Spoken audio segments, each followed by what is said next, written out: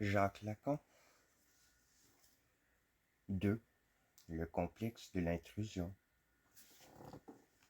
Le complexe de l'intrusion représente l'expérience que réalise le sujet primitif, le plus souvent quand il voit un ou plusieurs de ses semblables participer avec lui à la relation domestique, autrement dit, lorsqu'il se connaît des frères.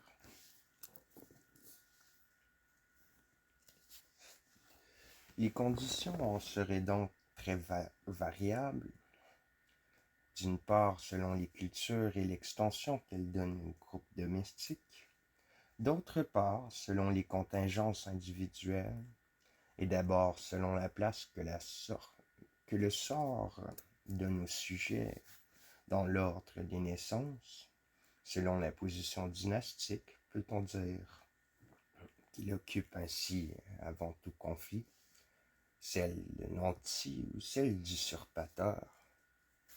La jalousie infantile a dès longtemps frappé les observateurs. J'ai vu de mes yeux, dit saint Augustin, et bien observé un tout petit en proie à la jalousie. Il ne parlait pas encore et il ne pouvait s'empaillir, arrêter son regard au spectacle amer de son frère de lait. Confession 1, 7.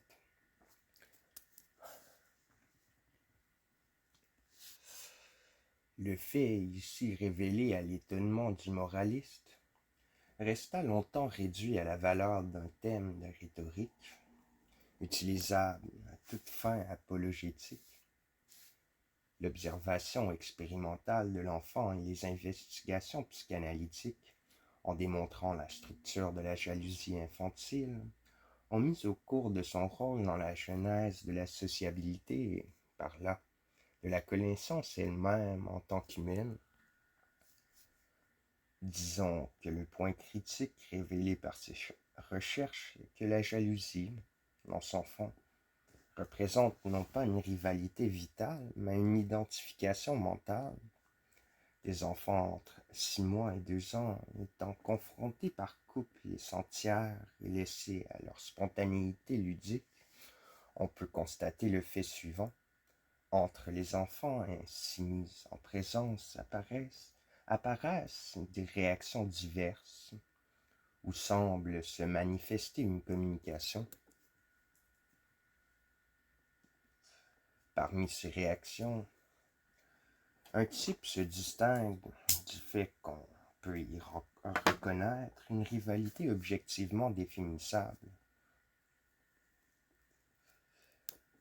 Il comporte en effet entre les sujets une certaine adaptation des postures et des gestes, à savoir une conformité dans leur alternance, une convergence dans leur série, qui les ordonne en provocation et riposte et permettent d'affirmer, sans préjuger de la conscience des sujets, qu'ils réalisent la situation comme à double issue, comme une alternative. Dans la mesure même de cette adaptation, on peut admettre que dès ce stade s'ébauche la reconnaissance d'un rival, c'est-à-dire d'un autre comme objet. Or, si une telle réaction peut être très précoce, elle se montre déterminée par une condition si dominante qu'elle en apparaît comme univoque, à savoir une limite qui ne peut être dépassée dans l'écart d'âge entre les sujets. Cette limite se restreint à 2 mois et demi dans la première année de la période envisagée et reste aussi stricte en s'élargissant. Si cette condition n'est pas remplie, les réactions que l'on observe entre les enfants confrontés ont une valeur toute différente.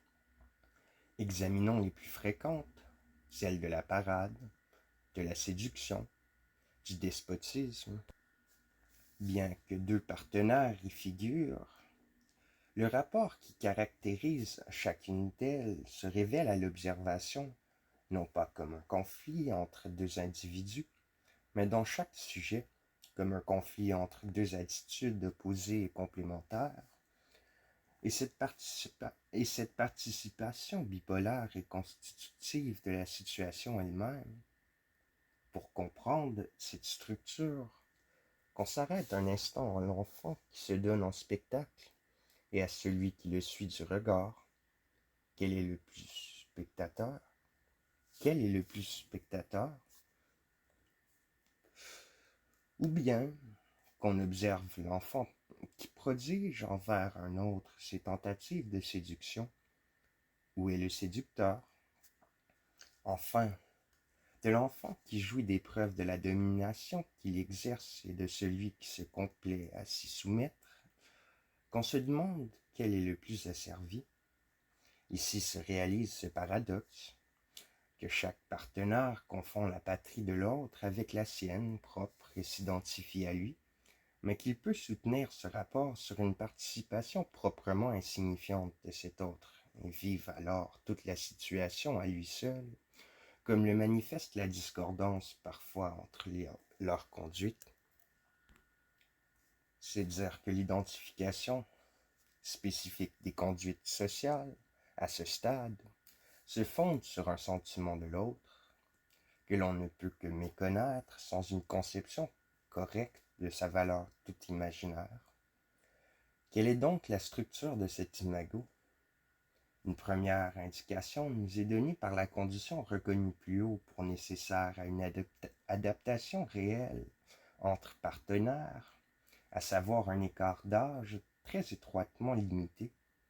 Si l'on se réfère au fait que ce stade est caractérisé par des transformations de la structure nerveuse assez rapides et profondes pour dominer les différenciations individuelles, on comprendra que cette condition équivaut à l'exigence d'une similitude entre les sujets. Il apparaît que l'imago de l'autre est lié à la structure du corps propre et plus spécialement de ses fonctions de relation par une certaine similitude objective. La doctrine de la psychanalyse permet de serrer davantage le problème. Elle nous montre dans le frère, au sens neutre, l'objet électif des exigences de la libido qui, au stade que nous étudions, sont homosexuels. Mais aussi, elle insiste sur la confusion en cet objet de deux relations affectives, amour et identification, dont l'opposition sera fondamentale au stade ultérieur. Cette ambiguïté originelle se retrouve chez l'adulte, dans la passion de la jalousie amoureuse, et c'est là qu'on peut le mieux la saisir. On doit la reconnaître, en effet, dans le puissant intérêt que le sujet porte à l'image du rival, intérêt qui, bien qu'il s'affirme comme haine, c'est-à-dire comme négatif, et bien qu'il se motive par l'objet prétendu de l'amour, n'en paraît pas moins entretenu par le sujet de la façon la plus gratuite et la plus coûteuse, et souvent domine à tel point le sentiment amoureux lui-même, qu'il doit être interprété comme l'intérêt essentiel et positif de la passion. Cet intérêt confond en lui l'identification de l'amour et, pour n'apparaître que masqué dans le registre de la pensée de l'adulte, n'en confère pas moins à la passion qu'il soutient cette irréfutabilité qui l'apparente à l'obsession. L'agressivité maximum qu'on rencontre dans les formes psychotiques de la passion est constituée bien plus par la négation de cet intérêt singulier que par la rivalité qui paraît la justifier. Mais c'est tout spécialement dans la situation fraternelle primitive que l'agressivité se démontre pour secondaire à l'identification. La doctrine freudienne reste incertaine sur ce point. L'idée darwinienne que la lutte est aux origines même de la vie garde en effet un grand crédit auprès du biologiste, mais sans doute faut-il reconnaître ici le prestige moins critiqué d'une emphase moralisante qui se transmet en des poncifs tels que Homo homini lupus. Il est évident, au contraire, que le nourrissage constitue précisément pour les jeunes une neutralisation temporaire des conditions de la lutte pour la nourriture. Cette signification est plus évidente encore chez l'homme. L'apparition de la jalousie en rapport avec le nourrissage, selon le thème classique illustré plus haut par une citation de saint Augustin, doit donc être interprétée prudemment. En fait, la jalousie peut se manifester dans des cas où le sujet, depuis longtemps sevré, n'est pas en situation de concurrence vitale à l'égard de son frère. Le phénomène semble donc exiger comme préalable une certaine identification à l'état du frère. Au reste, la doctrine analytique, en caractérisant comme sadomasochiste la tendance typique de la libido à ce même stade, souligne certes que l'agressivité domine alors l'économie affective, mais aussi qu'elle est toujours à la fois subie et agie, c'est-à-dire sous-tendue par une identification à l'autre, objet de la violence. Rappelons que ce rôle de doublure intime que joue le masochisme dans le sadisme a été mis en relief par la psychanalyse et que c'est l'énigme que constitue le masochisme dans l'économie des instincts vitaux qui a conduit Freud à affirmer un instinct de mort. Si l'on veut suivre l'idée que nous avons indiquée plus haut, et désigner avec nous dans le malaise du sevrage humain la source du désir de la mort, on reconnaîtra dans le masochisme primaire le moment dialectique où le sujet assume par ses premiers actes des jeux la reproduction de ce malaise même et par là le sublime et le surmonte. C'est bien ainsi que sont apparus les jeux primitifs de l'enfant à l'œil connaisseur de Freud. Cette joie de la première enfance de rejeter un objet du champ de son regard, puis l'objet retrouvé, d'en renouveler inépuisablement l'exclusion, signifie bien que c'est le pathétique du sevrage que le sujet s'inflige à nouveau, tel qu'il l'a subi, mais dont il triomphe maintenant qu'il est actif dans sa reproduction.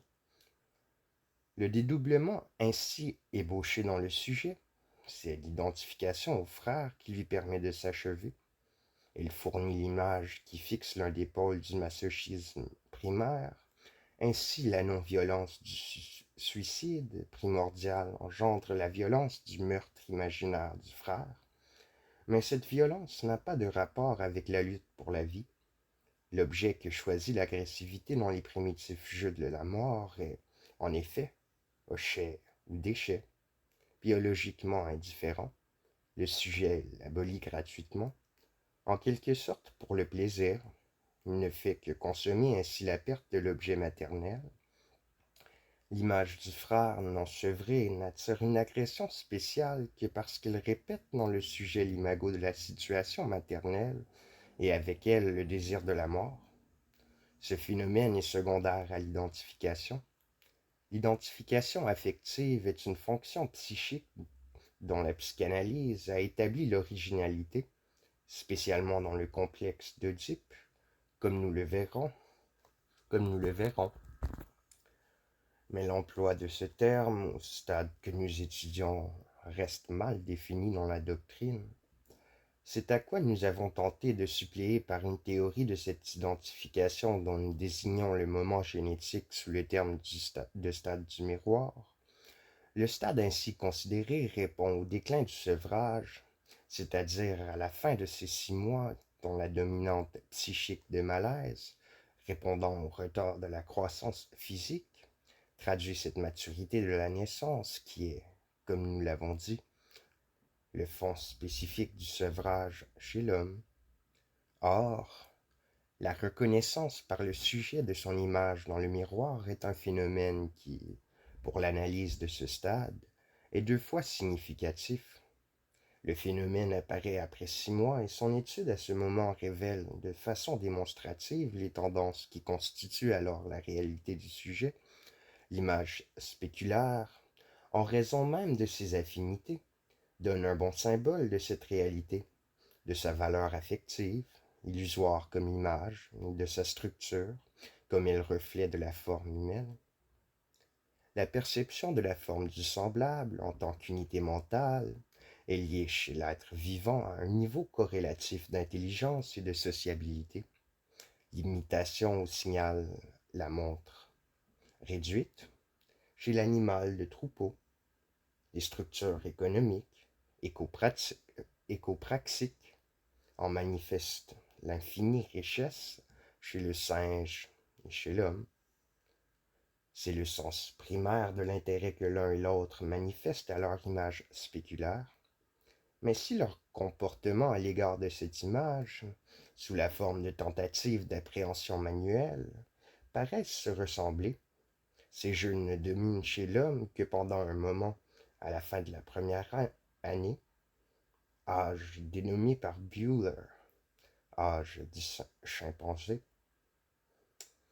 parce que l'homme il passe à un pareil niveau d'intelligence instrumentale. Or, le phénomène de perception qui se produit chez l'homme dès le 6e mois est apparu dès ce moment sous une forme toute différente, caractéristique d'une intuition illuminative, à savoir sur le fond d'une inhibition attentive, révélation soudaine du comportement adapté, ici un geste de référence à quelque partie du corps propre, puis ce gaspillage jubilatoire d'énergie qui signale objectivement le triomphe, cette double réaction laissant entrevoir le sentiment de compréhension sous sa forme ineffable. Ces caractères traduisent, selon nous, le sens secondaire que le phénomène reçoit des conditions libidinales qui entourent son apparition. Ces conditions ne sont que les tensions psychiques issues des mois de prématuration et qui paraissent traduire une double rupture vitale. Rupture de cette immédiateté, adaptation au milieu qui définit le monde de l'animal par sa connaturalité. Rupture de cette unité de fonctionnement du vivant qui a servi chez l'animal la perception à la pulsion, à la pulsion, la discordance, à ce stade chez l'homme, tant des pulsions que des fonctions, n'est que la suite de l'incoordination prolongée des appareils.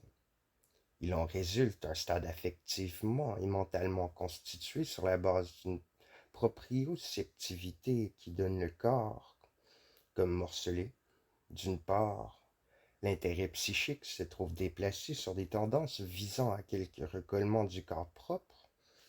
D'autre part, la réalité soumise d'abord à un morcellement perceptif, dont le chaos atteint jusqu'à ses catégories, espace, par exemple, aussi disparates que les statiques successives de l'enfant, s'ordonnent en reflétant les formes du corps, qui donnent en quelque sorte le modèle de tous les objets. C'est ici une structure archaïque du monde humain dont l'analyse de l'inconscient a montré les profonds vestiges, fantasmes de démembrement, de dislocation du corps, dont ceux de la castration ne sont qu'une image mise en valeur par un complexe particulier, l'imago du double, dont les objectivations fantastiques, telles que des causes diverses les réalisent à divers âges de la vie, révèlent au psychiatre qu'elle évolue avec la croissance du sujet. Enfin, ce symbolisme anthropomorphique et organise des objets dont la psychanalyse, dans les rêves et dans les symptômes, a fait la prodigieuse découverte. La tendance par où le sujet restaure l'unité perdue de soi-même prend place dès l'origine au centre de la conscience. Elle est la source d'énergie de son progrès mental, progrès dont la structure est déterminée par la prédominance des fonctions visuelles. Si la recherche de son unité affective promeut chez le sujet les formes où il se représente son identité, la forme la plus intuitive en est donnée à cette phase par l'image spéculaire. Ce que le sujet salue en elle, c'est l'unité mentale qui lui est inhérente. Ce qu'il y reconnaît, c'est l'idéal de l'imago du double, Ce qu'il y acclame, c'est le triomphe de la tendance salutaire. Le monde propre à cette phase est donc un monde narcissique.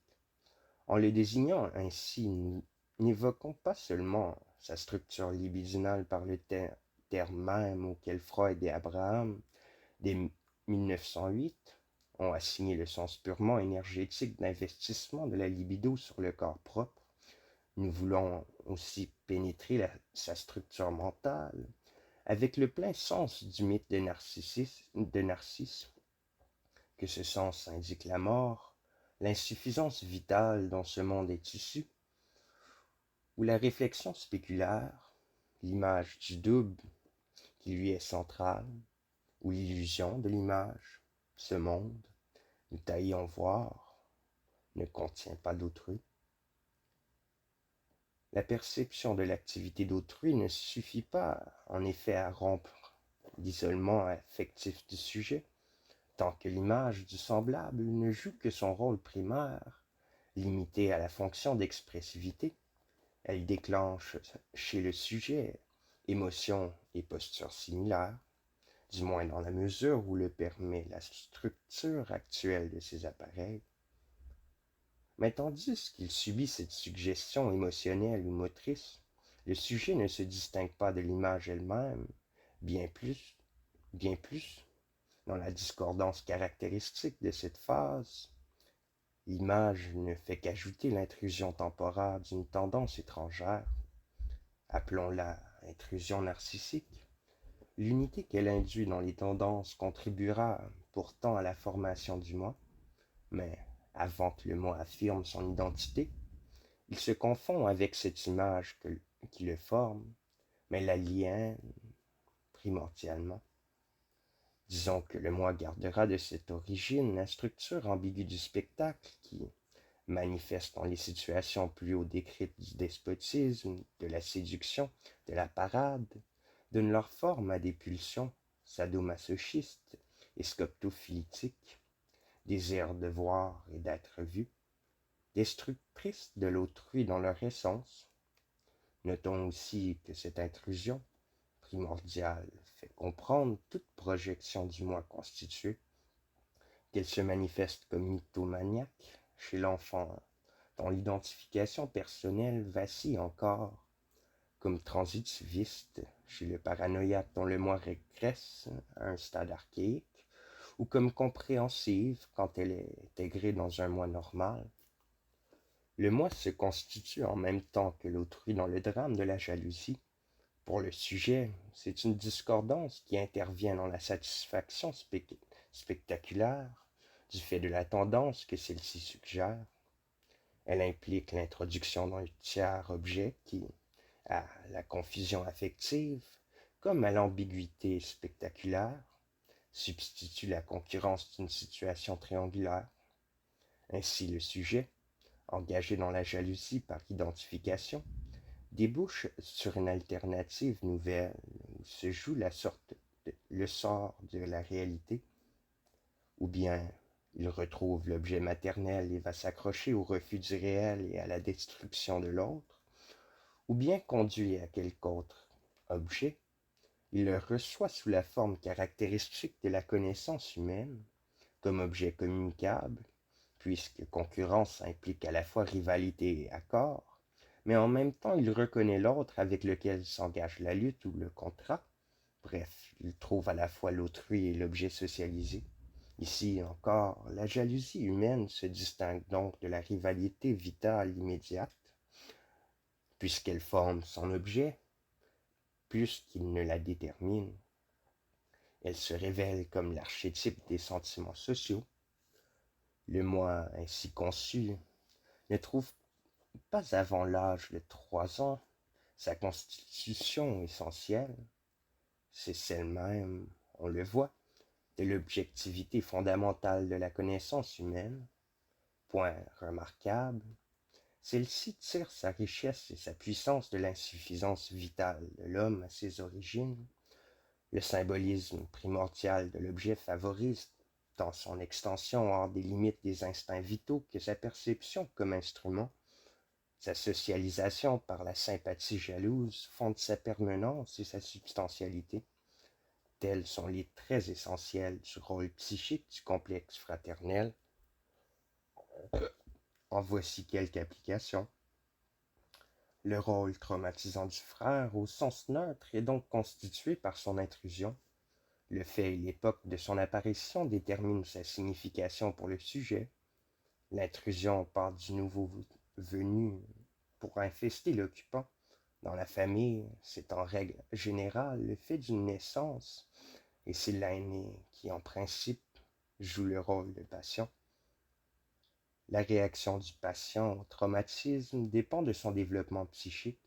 Surpris par l'intrus dans le désarroi du sevrage, il le réactive sans cesse à son spectacle. Il fait alors une régression qui se révélera, selon les destins du moi, comme psychose schizophrénique ou comme névrose hypochondriaque, ou bien il réagit par la destruction imaginaire du monstre, qui donnera de même soit des impulsions perverses, soit une culpabilité obsessionnelle. Que l'intrus ne survienne au contraire qu'après le complexe de l'Oedipe, il est adopté le plus souvent sur le plan des identifications parentales, plus dense affectivement et plus riche de structure, on va le voir. Il n'est plus pour le sujet l'obstacle ou le reflet, mais une personne digne d'amour ou de haine.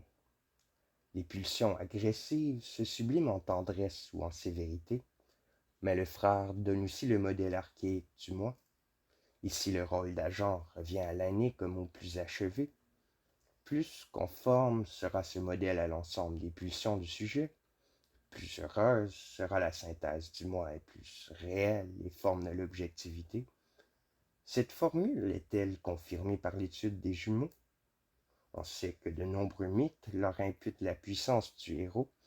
Par quoi est restaurée dans la réalité l'harmonie du sein maternel, mais c'est au prix d'un fratricide? Quoi qu'il en soit, c'est par le semblable que l'objet le moi se réalise.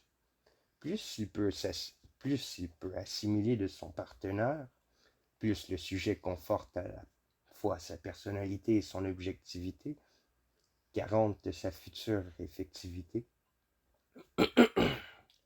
Mais le groupe de la fratrie familiale, divers d'âge et de sexe, est favorable aux identifications les plus discordantes du moi.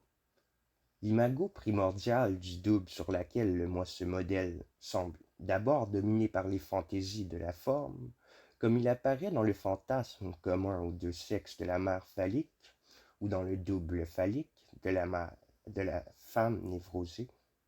D'autant plus facilement se fixera-t-elle en des formes atypiques où des appartenances accessoires pourront jouer un aussi grand rôle que des différences organiques, et l'on verra, selon la poussée, suffisante ou non, de l'instinct sexuel, cette identification de la phase narcissique, soit engendrer les exigences formelles d'une homosexualité ou de quelque fétichisme sexuel, soit, dans le système d'un moi paranoïaque, s'objectiver dans le type du persécuteur, extérieur ou intime. Les connexions de la paranoïa avec le complexe fraternel se manifestent par la fréquence des thèmes de filiation, d'usurpation, de spoliation, comme sa structure narcissique se révèle dans les thèmes plus paranoïdes de l'intrusion, de l'influence, du dédoublement du double et de toutes les transmutations délirantes du corps. Ces connexions s'expliquent en ce que le groupe familial, réduit à la mère et à la fratrie, dessine un complexe psychique où la réalité tend à rester imaginaire ou tout au plus abstraite. La clinique montre qu'effectivement le groupe ainsi décomplété est très favorable à l'éclosion des psychoses et qu'on y trouve la plupart des cas de délire à deux.